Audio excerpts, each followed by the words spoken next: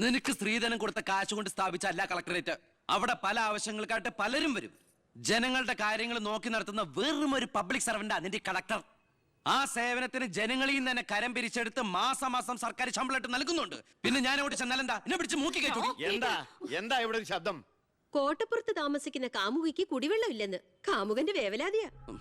Mineral water കുളിക്കുന്ന നിങ്ങൾക്കൊന്നും കുടിവെള്ളത്തിന്റെ വില മനസ്സിലാവില്ല. കണ്ടില്ലേച്ചാ, വാലിക്കാരിയുടെ മകളെ പറ്റി പറഞ്ഞനാ ഇത്ര ചൊടിപ്പ്. അതെങ്ങനെയാ? മൊട്ടേന്ന് വിരിയുന്നതിന് മുമ്പ് എഴുത്തു കൊടുത്തവനല്ലേ നീ? ഈ കണക്കിന് അവളെയും കിട്ടി നീ ഈ കുടുംബത്തിൽ കയറി വരില്ലെന്ന് എന്തോ ഉറപ്പ്? ഒരു ഉറപ്പില്ല, സംഭവിക്കാം. നിന്നോടൊരു കാര്യം പറയാനിരിക്കായിരുന്നു. കോട്ടപ്പുറം കോള കമ്പനിയുടെ കാര്യത്തിൽ നീ ഇടപെടണ്ട. ഇടപെടാതിരിക്കാം. ആ കമ്പനി അവിടുന്ന് മാറ്റി സ്ഥാപിക്കണം. പുതിയ പ്ലാന്റിന്റെ ഉദ്ഘാടനം നടക്കാനും പാടില്ല.